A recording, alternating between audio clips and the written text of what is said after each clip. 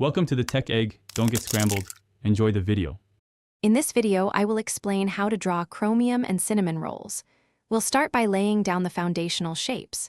For a cinnamon roll, think of a large circle for the base and a smaller spiral within.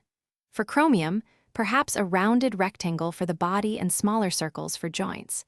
These initial light sketches are crucial for getting the overall size and position correct before adding any details.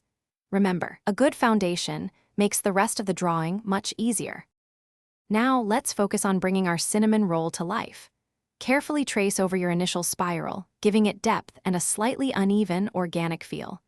Think about the warm, inviting texture of the baked dough. You can add subtle lines to suggest this. Finally, the delicious frosting. Draw it as a smooth, flowing layer, perhaps with a few drips cascading down the sides, making it look truly irresistible. Next, we'll give our chromium character its distinct personality.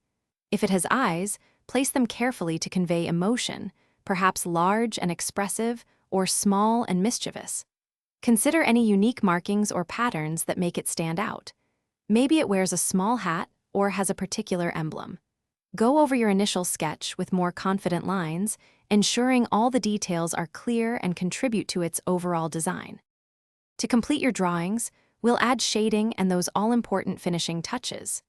Imagine where your light source is coming from and apply darker tones to the areas that would be in shadow, and lighter tones where the light hits directly. This adds a three-dimensional quality.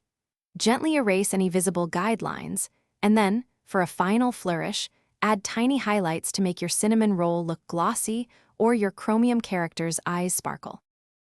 Thanks for watching. Consider subscribing if I helped unscramble your problems.